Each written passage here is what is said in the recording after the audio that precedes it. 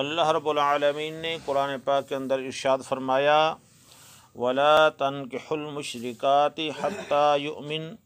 وَلَأَمَةٌ مُؤْمِنَةٌ خَيْرٌ مِّن مُّشْرِكَةٍ وَلَوْ أَعْجَبَتْكُمْ وَلَا تُنْكِحُوا الْمُشْرِكِينَ حَتَّى يُؤْمِنُوا وَلَعَبْدٌ مُّؤْمِنٌ خَيْرٌ مِّن مُّشْرِكٍ وَلَوْ أَعْجَبَكُمْ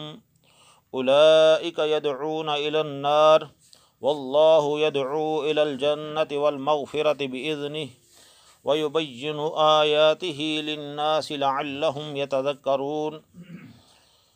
حضرات مکرم، ایک صحابی رسول حضرت مرثد غنوی رضی اللہ تعالی عنہ بہت ہی بہادر سپہ سالار تھے، بہت ہی جری جوان تھے۔ آپ کو رسول اللہ صلی اللہ علیہ وسلم نے مکہ المکرمہ میں بھیجا کہ جو ضعیف اور کمزور ناتواں مسلمان ہجرت کرنے سے رہ گئے ہیں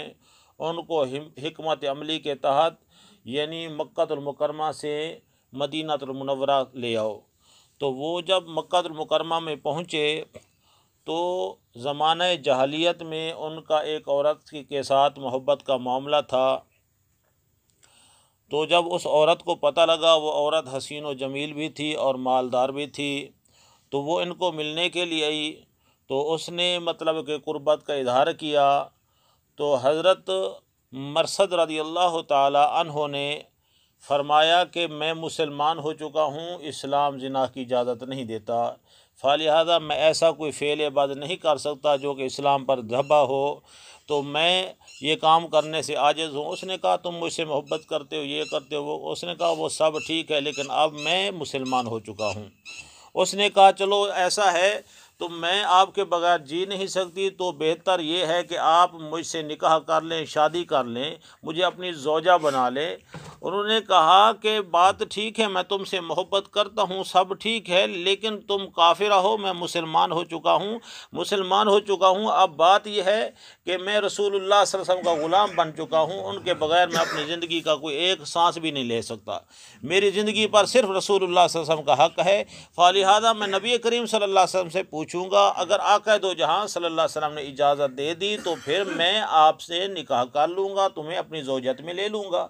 تو پھر وہ حضرت نبی کریم صلی اللہ علیہ وسلم کی پاک بارگاہ میں حاضر ہوئے، عرض کی یا رسول اللہ صلی اللہ علیہ وسلم ایسا معاملہ ہے، یہ ہماری دوستی پرانی ہے لیکن اب ہم شادی کرنا چاہتے ہیں، وہ کافرہ ہے، میں مسلمان ہوں، اب کیا کیا جائے؟ تو رسول اللہ صلی اللہ علیہ وسلم کی پاک بارگاہ میں جب یہ سوال کیا گیا تو اللہ تعالیٰ نے یہ آیات کریمہ نازل فرمایا وَلَا تَنْكِحُوا الْمُشْرِكَاتِ حَتَّى يُؤْمِنَّ وَلَأَمَةٌ مُؤْمِنَةٌ خَيْرٌ مِّن مُّشْرِكَةٍ وَلَوْ أَعْجَبَتْكُمْ۔ اللہ رب العالمین نے ارشاد فرمایا کہ مشرکہ عورت سے نکاح نہ کرو جب تک وہ مومن نہ ہو جائے۔ اللہ رب العالمین نے منع فرما دیا کہ کافرہ عورت سے نکاح نہ کرو جب تک وہ مومن نہ ہو جائے، تو وہ صحابہ رسول رک گئے۔ حضرات مکرم، جب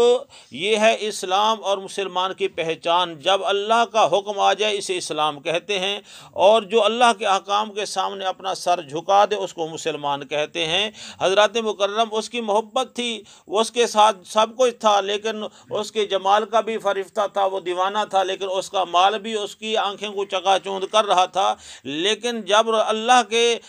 کا حکم سامنے آیا تو اس نے کیا کیا کہ اس نے اپنی سب محبتوں کو قربان کر دیا، اس نے اللہ کے حکم کے سامنے اپنا سر جھکا لیا۔ حضرات مکرم، یاد رکھ لیجئے دو طرح کے کافر ہیں، ایک کو کافر کتابی کہا جاتا ہے، کتابی کافر، دوسرے کو مشرک یا کافر کہا جاتا ہے، یعنی عیسائی اور یہودی جو ہیں ان کو کتابی کافر کہا جاتا ہے، اور ان کے ساتھ نکاح کرنا جو ہے وہ جائز ہے۔ علماء کرام فرماتے ہیں اگر یہ تین شرطوں پر پورا اتر سکتا ہے مرد تو پھر عیسائی عورت یا یہودی عورت سے نکاح کر سکتا ہے۔ پہلی چیز یہ ہے کہ ان کو اپنے تمام عقائد و معاملات پر یعنی مکمل عبور بھی ہو اور استقامت بھی ہو، ایسا نہ ہو کہ اس کو کسی بات کا علم نہ ہو، یہ شادی کر لے، وہ اپنے دین پر اس کو پھیر کر لے جائے۔ اور دوسری بات یہ ہے کہ اس کی محبت میں فریفتہ ہو کر یہ مسلمانوں کے راز بھی اس کو نہ دے بیٹھے، مطلب اس کی کی محبت سے اپنے دل کو خالی رکھتے ہوئے اس سے شادی کرے، صرف حقوق زوجت ادا کرے، اس بنا پر شادی کر سکتا ہے۔ یہ دو شرطیں ہو گئی۔ اور تیسری شرط یہ ہے کہ جیسے ہی اولاد سمجھدار ہو اپنی ماں سے علیحدہ کر دے، اس کو اسلامی تربیت گاہ میں پہنچا دے تاکہ بچے بڑے ہو کر مسلمان بنے، یہودی یا عیسائی نہ بن جائیں۔ اگر یہ تین شرطوں پر پورا اترتا ہے تو پھر اہل کتاب سے شادی کر سکتا ہے۔ اگر ان تین میں سے کسی ایک کو بھی پورا نہیں کر سکتا تو پھر ان کے ساتھ نکاح کرنا بھی حرام ہے۔ حضرات مکرم، اس آیات کریمہ کے اندر اللہ رب العالمین نے نکاح، یاد رکھ لیجئے کہ اگر نکاح کے بغیر اولاد ہوگی تو پھر کیا ہوگی؟ وہ مطلب کہ حرام کی اولاد ہوگی۔ اور یاد رکھ لیجئے کہ اولاد جو ہے یہی نسل ہے جس نے آگے انسان کی پہچان کرانی ہے۔ اور آپ صلی اللہ علیہ وسلم نے اس لیے حکم فرمایا کہ اپنے بچوں کو اچھی ماں دو، اور اپنے بچوں کو اچھا نام دو، اور اپنے بچوں کو قرآن کی تعلیم دو۔ یہ بھی آپ صلی اللہ علیہ وسلم نے حکم فرمایا ہے۔ جب بھی کسی سے شادی کرنی ہے اس کا دین دیکھو، اس کی دنیا نہ دیکھو، کیونکہ اللہ رب العالمین آگے وضاحت فرمائی ہے۔ میں عرض کرتا ہوں حضرات مکرم، آپ صلی اللہ علیہ وسلم نے اس لیے فرمایا کہ ماں اچھی دو گے تو پھر کیا ہوگا؟ اگر جیسا دیکھ لیجئے فاطمہ الزہرا ماں ہے تو پھر حسنین کریمین جیسے لخت جگر ہیں۔ حضرات مکرم، اگر ماں نیک اور پارسا ہوگی تو پھر کیا ہوگا؟ بچے بھی نیک اور صالح ہوں گے۔ اگر دنیا پر نظر رکھ کر اگر رشتہ کریں گے بچی کا تو پھر نتیجہ کیا ہوگا؟ دنیا تو ہوگی، دین سے ہم ہاتھ دھو بیٹھیں گے۔ اور ایک اور آپ کو عرض کرتا ہوں کہ دیکھیں، آقا دو جہاں صلی اللہ علیہ وسلم نے جب خاتون جنت سلام اللہ علیہ کا رشتہ کیا، بی بی فاطمہ الزہرا کا رشتہ کیا، تو اس وقت مولا علی کرم اللہ تعالی وجہ الکریم کے پاس حق مہر دینے کے پیسے بھی نہیں تھے۔ آپ کو معلوم ہے نا کہ حق مہر دینے کے پیسے بھی نہیں تھے۔ انہوں نے اپنی زرہ بیچی تھی، اور وہ زرہ حضرت سیدنا عثمان غنی رضی اللہ تعالیٰ عنہ نے خریدی تھی، پھر انہوں نے وہ تحفہ واپس کر دیا تھا۔ حضرات مکرم، اتنی غریبی تھی مولا علی کرم اللہ وجہ الکریم پر کہ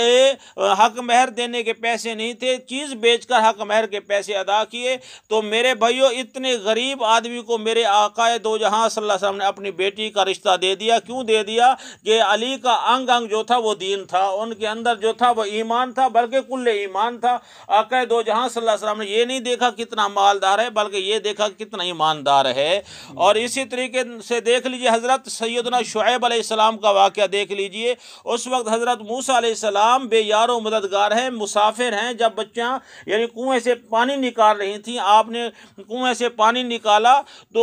حضرت شعیب علیہ السلام کے سامنے جب پیش ہوئے تو حضرت موسیٰ علیہ السلام کے پاس اس وقت نہ گھر تھا، نہ مال تھا، نہ زر تھا، لیکن آپ کی ایمانداری، اعلان نبوت کا اظہار تو بعد میں فرمایا، لیکن آپ کی ایمانداری اور آپ کی مطلب حیا والا معاملہ جو تھا حضرت شعیب علیہ السلام کو پسند آیا، آپ نے اپنا ان کو داماد بنا لیا۔ مطلب یہ ہوا، یہ اللہ والوں کی پہچان اور اللہ والوں کا یہ طریقہ ہے کہ داماد وہ چنتے ہیں جس کے پاس ایمان ہو، جس کے پاس اسلام ہو۔ دولت تو ہر کسی کے پاس آ جاتی ہے، دولت ایسی چیز ہے آج ہے کل نہیں ہوگی، آج بندہ غریب امیر ہے کل غریب ہو جائے گا، لیکن ایمان ایسی دولت ہے جو قیامت تک حشر تک باقی رہے گی، اور اسی ایمان کی دولت بدولت جو ہے انسان جنت میں چلا جائے گا۔ حضرت مکرم، ایک اور صحابی رسول تھے حضرت عبداللہ بن رواحہ رضی اللہ تعالی عنہ، ان کی ایک لونڈی تھی، آپ نے ان کو چپیٹ مار دی، وہ رونے لگی، آپ کا دل دکھ گیا، آقا دو جہاں صلی اللہ علیہ وسلم کی پاک بارگاہ میں حاضر ہو گئے، عرض کرتے ہیں یا رسول اللہ صلی اللہ علیہ وسلم، میں نے اپنی لونڈی کو یعنی تھپڑ مارا ہے، وہ رونے لگی۔ آپ صلی اللہ علیہ وسلم فرمایا اس کا کیا معاملہ ہے؟ انہوں نے کہا یا رسول اللہ صلی اللہ علیہ وسلم، وہ توحید پر رسالت پر ایمان رکھتی ہے، وہ نیک پارسا ہے، یعنی ہر وقت اللہ اللہ کرتی ہے۔ آپ صلی اللہ علیہ وسلم نے فرمایا پھر تو وہ مومنہ ہے، وہ صاحب ایمان ہے، وہ اللہ کی پیاری ہے۔ جیسی آپ صلی اللہ علیہ وسلم نے اس کی تعریف کی نا، حضرت عبداللہ بن رواحہ نے یہ تعریف سن کر، جس کو نبی کریم صلی اللہ علیہ وسلم مومنہ فرمائے وہ تو پیاری لگے گی نا، آپ نے اس لونڈی کو آزاد کر کے اس سے نکاح کر لیا۔ تو پھر کیا ہوا؟ لوگوں نے کہا عبداللہ، یہ کالی حبشی عورت سے تو نے شادی کر لی ہے، اگر تو چاہتا تو تیرے ساتھ فلاں مشرقہ عورت جو ہے خوبصورت بھی ہے، مالدار بھی ہے، تو اس سے شادی کرنا چاہتی ہے، اس سے تمہاری شادی کرا دیتے۔ تو آپ نے فرمایا نہیں، مجھے یہی بہتر ہے۔ تو اللہ تعالیٰ نے ان کے الفاظوں کی توثیق کے لیے اور دوسروں کے رد کے لیے اللہ تعالیٰ نے اس آیات کا دوسرا حصہ نازل فرمایا وَلَأَمَةٌ مُؤْمِنَةٌ خَيْرٌ مِّن مُشْرِكَةٍ وَلَوْ أَعْجَبَتْكُمْ، فرمایا کہ مومنہ غلام عورت، مومنہ لونڈی مشرکہ آزاد عورت سے بدرجہ بہتر ہے، اور فرمایا بے شک وہ مشرکہ عورت تمہیں پسند ہی کیوں نہ آتی ہو۔ حضرات مکرم اندازہ لگائیے، ایک مشرکہ عورت ہے، حسن و جمال کی مالک ہے اور جاہ و جلال کی مالک ہے، مال و دولت کی مالک ہے، لیکن ایک مومنہ عورت ہے جس کی شکل و صورت بھی نہیں ہے، اور اس کے پاس مال کیا ہوگا، وہ تو خود غلام ہے، اس کی جان بھی بکی ہوئی ہے، یعنی اتنا کنگال ہے۔ اللہ نے فرمایا مجھ سے پوچھنا چاہتے ہو تو میں کہتا ہوں اس مشرکہ عورت سے وہ مومنہ غلام عورت جو ہے وہ بدرجہ بہتر ہے، کیونکہ وہ میرے نبی کی غلام ہے۔ حضرات مکرم اسی طریقے سے اللہ رب العالمین نے آگے ارشاد وَلَا عَبْدٌ مُؤْمِنٌ خَيْرٌ مِّن مُشْرِكٍ وَلَوْ أَعْجَبَكُمْ، مومن مرد غلام جو ہے وہ مشرک آزاد سے بدرجہ بہتر ہے، چاہے وہ تمہیں پسند ہی کیوں نہیں آتا، پسند بھی آتا ہے۔ حضرات مکرم اللہ رب العالمین نے اپنی عورتوں کا نکاح مشرک مرد سے کرنے سے منع فرمایا ہے، اور حکم فرمایا ہے وَلَا تُنكِحُوا الْمُشْرِكِينَ حَتَّى يُؤْمِنُوا، جب تک وہ ایمان نہ لے آئے اس وقت تک مومنہ عورت جو ہے کسی کافر سے، چاہے وہ مرتد کافر ہے، چاہے وہ کتابی کافر ہے، چاہے وہ مشرک کافر ہے، کسی سے نکاح اس کا جائز نہیں ہے۔ اور اللہ رب العالمین نے اس کی وجہ بیان فرمائی ہے، مختصر کر رہا ہوں اس بات کو۔ اللہ رب العالمین نے ارشاد فرمایا وجہ یہ ہے کہ اولئک یدعون الی النار، وہ تمہیں جہنم کی طرف بلاتے ہیں، اور اللہ رب العالمین نے ارشاد فرمایا واللہ یدعو الی الجنت والمغفرۃ باذنہ، اور اللہ جو ہے تمہیں جنت اور مغفرت کی طرف بلاتا ہے اپنے حکم سے۔ اللہ رب العالمین نے ارشاد فرمایا جب تم کافر سے سنگت رکھو گے، کافر سے رشتہ رکھو گے، وہ تمہیں دعوت دے گا جہنم کی طرف، یعنی کفر کی طرف دعوت دے گا، یا تم اس کے کفر پر پردہ ڈالو گے، یا کفر کو پسند کرو گے، یا کفر کو اختیار کرو گے، جیسے بھی ہوگا تم کافر ہو جاؤ گے، تمہارا ٹھکانہ جہنم ہو جائے گا۔ اور اللہ تو تمہیں بلاتا ہے جنت اور مغفرت کی طرف اپنے حکم سے۔ اور اللہ رب العالمین نے ارشاد فرمایا وَيُبَيِّنُ آیَاتِهِ لِلنَّاسِ لَعَلَّهُمْ يَتَذَكَّرُونَ، اور اللہ اپنی آیاتیں لوگوں کے سامنے کھول کھول کر بیان کرتا ہے تاکہ لوگ نصیحت حاصل کریں۔ میرے بھائیوں، ان لوگوں کو سوچنا چاہیے جو مرزائیوں سے اور مطلب کہ رافضی کہہ دیجئے، جو صحابہ کرام کو، اہل بیت اطہار کو، شعار اسلام کو برا بھلا کہتے ہیں، پھر بھی ہمارے مسلمان بھائی جو ہیں ان سے رشتے کرتے ہیں، پھر نتیجہ کیا ہوتا ہے، ان کی بچیاں بھی اسی طرز پہ چلی جاتی ہیں اور ان پہ اثر آ جاتا ہے، یہ بھی اسی طرز پر چلے جاتے ہیں، نتیجہ کیا ہوتا ہے، جہنم ٹھکانہ بن جاتا ہے۔ فلہذا جب بھی بچے کا رشتہ کیا جائے تو صرف اور صرف ایک چیز دیکھی جائے، بچے کا اسلام کے ساتھ کیسا تعلق ہے۔ ہم نکاح پڑھاتے ہیں، اکثر اوقات ایسا ہوتا ہے بچے آتے ہیں بڑے کاٹن پہن کر آتے ہیں، بڑے بن ٹھن کر بیٹھے ہوتے ہیں کہ خدا کی قسم اکثر مقامات پر ایسا ہوا ہے جب کلمہ طیبہ پڑھاتے ہیں 10 مرتبہ پڑھانا پڑتا ہے، کلمہ طیبہ ان کی زبان پر نہیں چڑھتا، جن کا اسلام کے ساتھ ایسا مطلب کہ قریب کا تعلق نہیں ہے، تم نے جو بچی ان کو دی ہے وہ کیسے اس کو سنبھالے گا، کیسے وہ دیندار بنے گا؟ اگر تمہاری وجہ سے تمہاری بچی بے دین ہوگی، اس کی نسل بے دین ہوگی، اس کا گناہ کس کے سر ہوگا؟ دنیا تو آج کا یعنی ہاتھ کا مائل ہے، آج ہے کل نہیں ہوگی، لیکن یہ جو دین کا معاملہ ہے اس کو ہر معاملے میں فرنٹ پر رکھے۔ جب بھی بچے کا رشتہ کرے پہلے دیکھیں بچے کا دین کے ساتھ کیسا تعلق ہے، وہ دیندار ہے سبحان اللہ، نہیں ہے تو معذرت کر لیں۔ دعا ہے اللہ رب العالمین عمل کرنے کی توفیق عطا فرمائے، آمین بجاہ سید الانبیاء والمرسلین وما علینا الا البلاغ المبین۔